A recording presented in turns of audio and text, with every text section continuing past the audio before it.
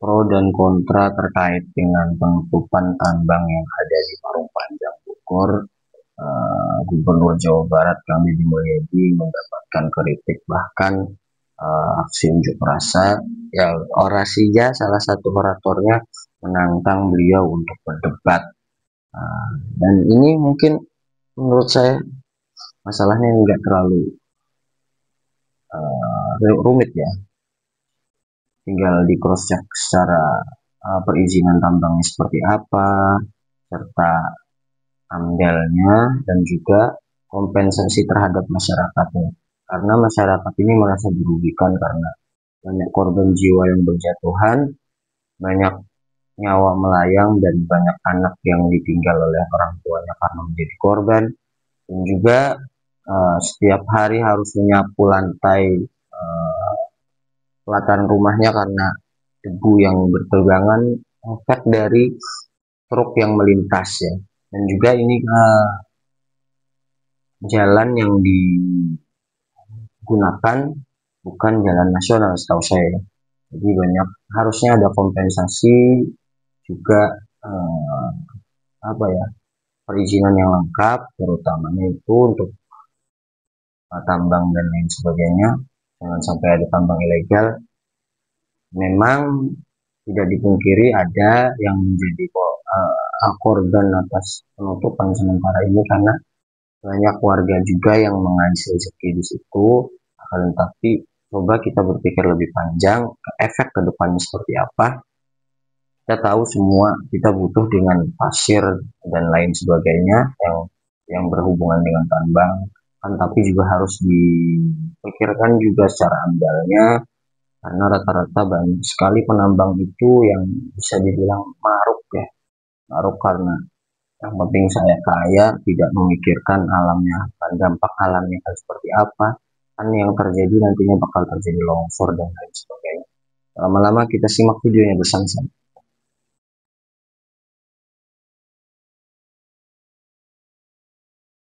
Dua, tiga. Kami, Aliansi Masyarakat Kecamatan Parung Panjang, Kecamatan Rumpin, Kecamatan Cigudeg, Kecamatan Tenjo, menolak kebijakan Gubernur Jawa Barat atas penghentian kegiatan perusahaan tambang di wilayah kami.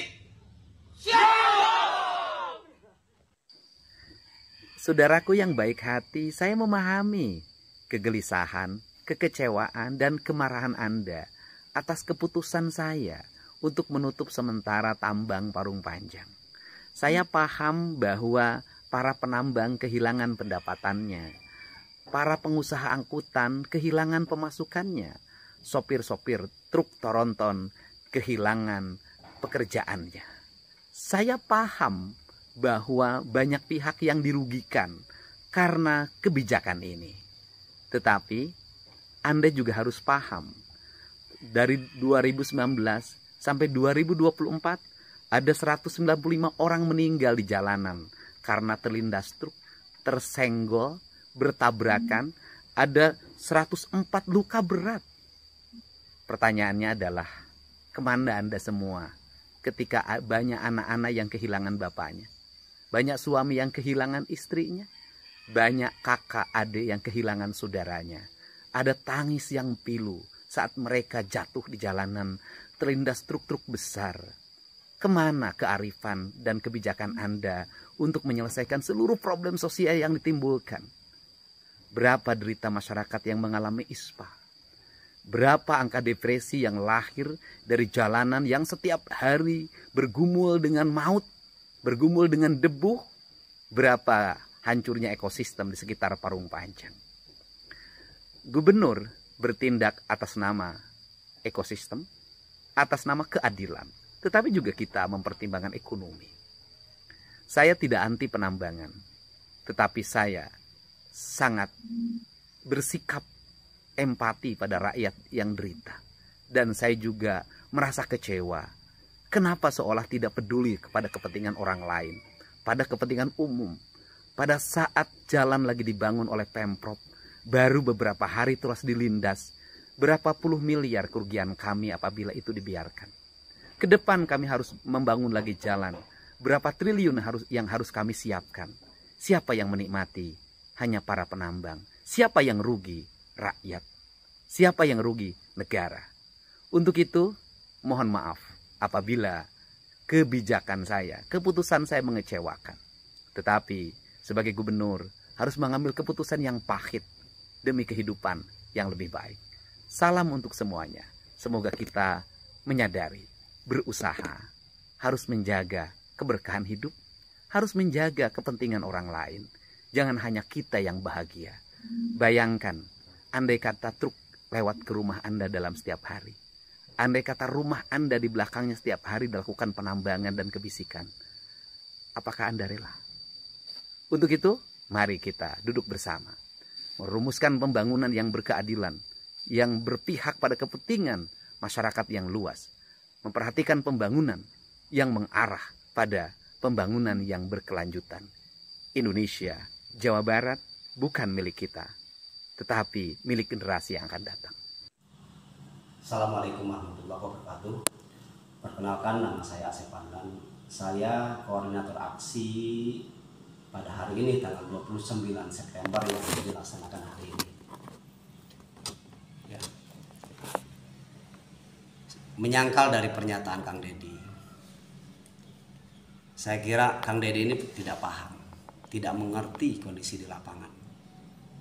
Saya melihat Kang Deddy ini terlalu banyak mendengar, terlalu banyak melihat, ya, tapi tidak menyaksikan yang sebenarnya. Coba Kang Deddy datang ke sini. Saya tantang Kang Deddy datang ke wilayah tambang, ke Desa Rengas Jajar, Kecamatan Cigudeg, Kabupaten Bogor.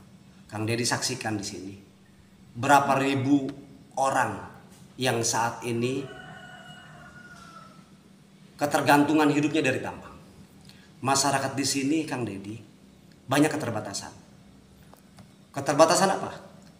Pendidikannya tidak terlalu tinggi, tidak terlalu melek terhadap medsos, mereka tidak tahu. Ya, yang saat ini cukup viral, mereka tidak mengerti. Untuk itu, saya menyangkal dari pernyataan Kang Deddy bahwa Kang Deddy sudah begitu paham, sudah begitu adil, sudah begitu mengerti, padahal menurut saya tidak. Kang Deddy tidak paham, Kang Deddy tidak mengerti, Kang Deddy tidak tahu kondisi yang sebenarnya. Ya. Bogor, wilayah barat ini, Kang Deddy, dari tahun 70-an hanya mengandalkan perusahaan tambang. Andaikan di sini ada perusahaan lain selain tambang, mungkin sudah bekerja di perusahaan tersebut. Andaikan di sini ada perkantoran, mungkin udah kerja di perkantoran. Ya. Andaikan di sini ada lautan yang membentang, mungkin di sini sudah banyak nelayan. Ini anugerah dari Allah Subhanahu wa Ta'ala yang harus kita syukuri. Bukan dijadikan sebagai masalah.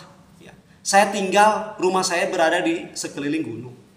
Tidak jadi masalah. Tidak ada polusi. Getaran sudah biasa. Kekebulan kami udah biasa. Kami nggak kenal ISPA dan lain sebagainya. Depresi kami tidak kenal. Ya. Ini yang harus kita syukuri. Ini adalah anugerah dari Allah Subhanahu wa Ta'ala. Mungkin bagi Kang Deddy sebagai gubernur ini adalah bagian daripada masalah. Kang Deddy, ya, kecelakaan yang paling banyak itu di daerah Puncak. Itu nggak ada tambang di Puncak, Puncak Bogor. Nggak ada mobil truk juga, nggak ada.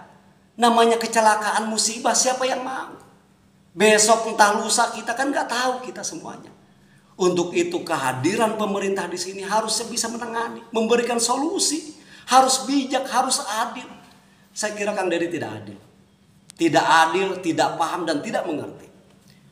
Kita di sini masyarakat berharap Kang Deddy datang ke wilayah gunung, Kampung Lebakwangi, Desa Rengas Jajar, Kecamatan Cigudeg. Banyak menjerit di sini atas kebijakan Kang Deddy. Perusahaan tambang tidak salah Kang Deddy, dia punya izinnya. Ya. Berikan kami solusi. Berikan kami jaminan kesejahteraan oleh Kang Deddy. Kalau gunung ditutup, apa jaminannya? Tolong, ya. Kami berharap Kang Deddy datang kemari. Ya. Kita di sini diskusi. Ya. Saya yakin Kang Deddy tidak paham, tidak mengerti. Ya. Hanya mendengar sepihak. Tolong adil Kang Deddy. Ya. Itu saja mungkin, terima kasih. Assalamualaikum warahmatullahi wabarakatuh. ada di situ tanda kutip wakil rakyat jelata lah ya. Kita kan rakyat jelata itu semua kan. Jadi wakil rakyat jelata ada di situ. Ya dari Partai Banteng lah, PDIP kan. Aduh, Pak siapa namanya ya? Bilang, mana nih ya? Jadi pada komplain mengenai bupati nggak berani, polisi nggak berani. Jadi ada yang ngomongin bupatinya, ada yang ngomongin polisinya, ada yang ngomongin disubnya kan. Pada gimana penegakan? Dia bilang, kita nggak usah ngomongin itu, yang wakil rakyatnya mana nih, anggota dewannya kan. Nah, terus dijawab, saya akan berusaha bekerja untuk rakyat sebaik mungkin, lagi saya usahakan. Saya balasnya bacot, udah gitu aja loh. Guys, tanu ya jelema nu araraneh teh aneh pisan malahan. Parung panjang, tambang parung panjang karek ditutup sakedeung geus rame, geus memprotes ke KDM. Komo deui lamun ditutup salilana. Teu mikir ai marane, matak ditutup sementara ge ku KDM, dikaji heula jangka salamatanana ti 2018 nyampekeun ka ayeuna anu maot di Parung Panjang geus nyampe 195 orang, luka berat 104. Kemana anda semua? Kalian kemana? Pernah nggak kalian itu demo gara-gara ada orang yang terlindas truk, gara-gara ada orang yang tersenggol lalu meninggal? Kemana kalian? Aya teu maraneh nu protes ka ieuna, ka pengembang, ka pengusaha atau ke pemerintah? Kan eueuh karek ayeuna semenjak KDM menjabat, matak araraneh maneh mah aneh mun ade ketiba heula protesna bos. Jadi yang seri orang mah. Patak KDM ditutup oke ngarah wargana salamet. Jadi jalana di alusan heula, ayeuna ditata model PJU-na, jalana di lebaran. Jadi kan geunah jangan melintas di dinya teh moal heurin usik keur mah jalana sempit ditambah truk garode kan picilakaeun bos. Aliansi Masyarakat Kecamatan Parupanja. Wajar rakyat demo, KDM seenaknya aja stop tambang, bikin perut rakyat kosong, dapur nggak ngebul, anak sekolah bisa putus. Emang tega bener gubernur kayak gini. Faktanya, 25 September keluar surat resmi stop sementara 26 izin tambang di Rumpin, Parung Panjang, Cigudeg.